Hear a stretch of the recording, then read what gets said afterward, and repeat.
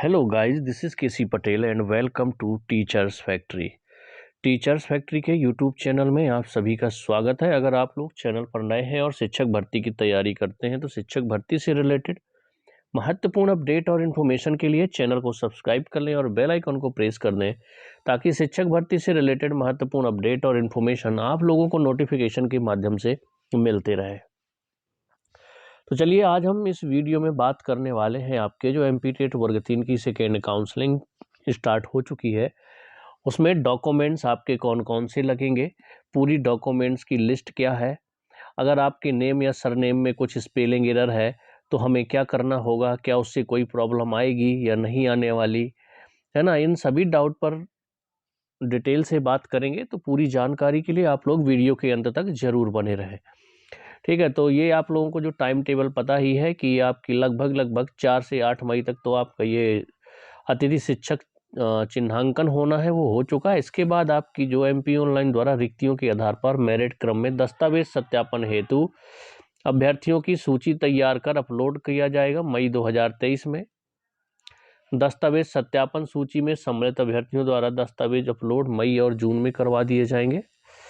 जिला स्तर पर आपके जो डॉक्यूमेंट्स वेरिफिकेशन है वो जून माह में होंगे और लास्ट जो सूची होगी सत्यापन उपरांत सूची का प्रकाशन आपका जुलाई 2023 में हो जाएगा। अब हम बात कर लेते हैं कि आप लोगों के देखिए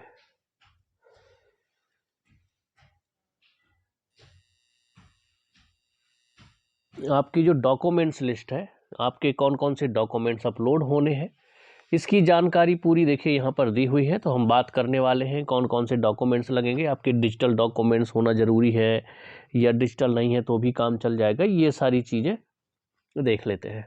ठीक है, तो ये देखिए यहाँ पर आपकी पूरी लिस्ट दी हुई है। प्राथमिक शिक्षक पद हेतु अभ्यर्थियों द्वारा अपलोड किए जाने वाले आवश्यक दस्तावेजों की सूची है। तो सबसे पहले बात करें तो 10th की मार्कशीट आपको लगेगी। जन्म तिथि के प्रमाणीकरण के लिए आपकी 10th की मार्कशीट अपलोड होगी। इसके बाद 12th की मार्कशीट आपकी अपलोड होगी।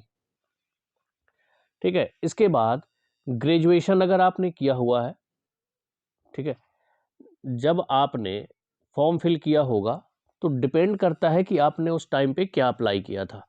ग्रेजुएशन प्लस डीएड करके अगर अप्लाई किया था तो आपको ग्रेजुएशन और डीएड की मार्कशीट लगेगी। अगर आपने 12th प्लस डीएड अप्लाई किया होगा तो आपकी 12th तक की मार्कशीट और डीएड की मार्कशीट अपलोड की जाएगी। अगर आपने ग्रेजुएशन और बीएड लगाया हुआ है तो आपको ग्रेजुएशन और बीएड की मार्कशीट अपलोड करनी होगी, लेकिन सभी सेमेस्टर या फिर ईयर वाइज करनी होगी, उसके बारे में हम बात करते हैं। तो आपकी ग्रेजुएशन अगर आपने किया है तो ग्रेजुएशन की अंक सूची, अगर आपकी सेमेस्टर वाइज ग्रेजुएशन है तो सभी सेमेस्टर की मार्कशीट होनी चाहिए, और अगर आपका ईयर वाइज था तो आपकी first year, second year, third year, इनकी आपकी मार्कशीट, सभी मार्कशीटें अपलोड होंगी आपकी। इसी तरह से अगर आपने बीएड किया हुआ है तो बीएड की अंक सूची सभी सेमेस्टर की, या फिर आपने डीएलएड किया हुआ है तो डीएलएड की आपकी समस्त सेमेस्टर या फिर समस्त वर्षों की मार्कशीट अपलोड की जाएगी। इसके बाद आरक्षण का लाभ लेने के लिए, मान लीजिए आप SC ST या OBC से हैं, EWS से है, तो आपको अपना जाति प्रमाण पत्र अपलोड करना होगा। लेकिन एक याद रखिए, यहाँ पर आरक्षण का लाभ लेने के लिए कौन कौन से कैंडिडेट आते हैं। अनुसूचित जाति यानी कि SC, जनजाति ST आपका हो गया, अन्य पिछड़ा वर्ग जिसे OBC आप कहेंगे, आर्थिक रूप से कमजोर EWS प्रवर्ग जो भी लागू हो से संबंधित जाति प्रमाण पत्र जो मध्य प्रदेश के सक्षम अधिकारी द्वारा जारी या वैध हो। ठीक है, दूसरा स्लैश लगा के लगा हुआ है कि नवीनतम डिजिटल प्रमाण पत्र हो लागू होने की दशा में। ठीक है, तो अगर आपका जाति प्रमाण पत्र डिजिटल है तो कोई प्रॉब्लम नहीं है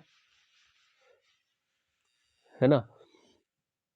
अब नवीनतम ये इसलिए लिख दिया गया है कि जो EWS के कैंडिडेट है उनका हर एक साल में बनता है, बाकी जो आपके OBC SC ST वाले हैं डिजिटल आपका बना हुआ है, कोई प्रॉब्लम नहीं है। कोशिश करिए, अगर नहीं भी बना हुआ तो आप लोग डिजिटल प्रमाण पत्र बनवा लीजिए, कोई प्रॉब्लम नहीं है। आपका कभी कभी हो, बस डिजिटल जाति प्रमाण पत्र होना चाहिए। SC ST OBC EWS का क्या होता है कि हर साल बनता है, तो उनके लिए रहेगा कि नवीनतम होना चाहिए। ठीक है, यहाँ पर सक्षम अधिकारी द्वारा जारी या वैध होना चाहिए तो भी चलेगा, नवीनतम डिजिटल लागू होने की दशा में, यहाँ पे लिखा हुआ है इसीलिए लागू होने की दशा में EWS वालों के लिए लागू होने वाला है कि आपका हर साल में होना चाहिए, यानी उसकी जो वैलिडिटी है वो ख़त्म नहीं होनी चाहिए।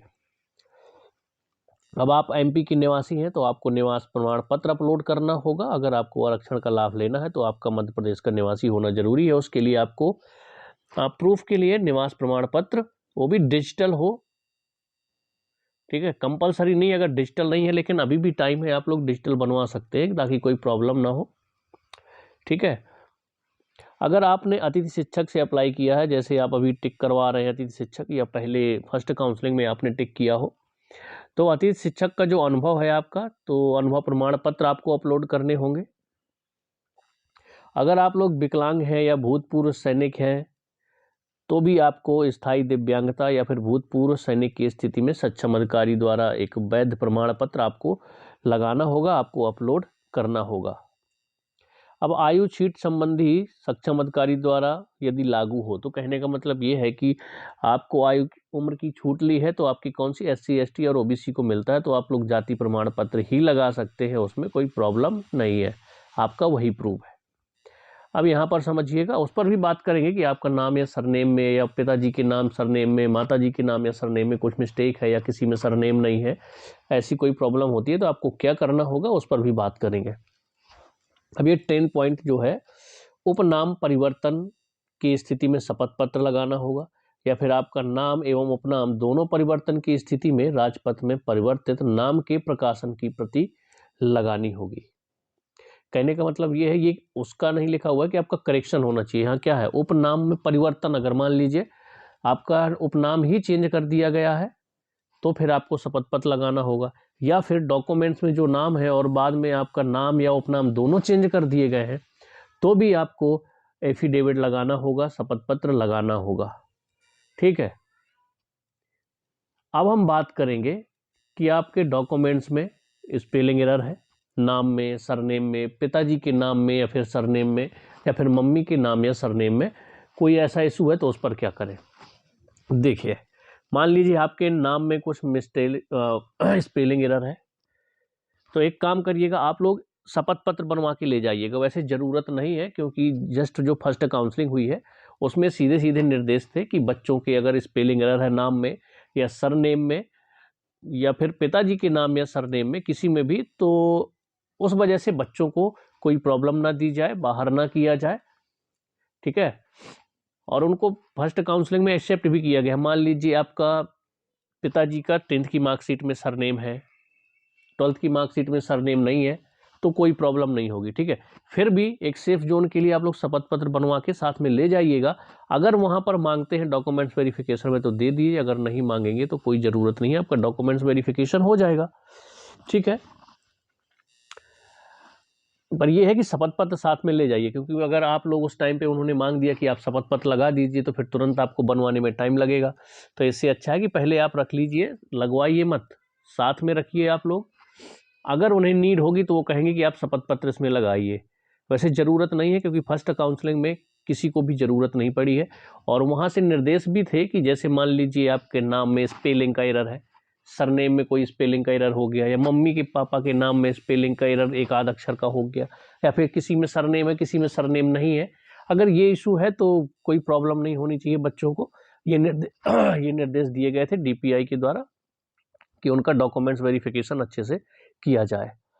आई होप यहाँ तक आप लोगों को सारी चीज़ें क्लियर हो गई होंगी। कोई डाउट होगा तो आप लोग कमेंट्स में पूछ सकते हैं, मैं कोशिश करूँगा कि आप लोगों का डाउट जो है कमेंट्स में ही क्लियर कर सकूँ, ठीक है।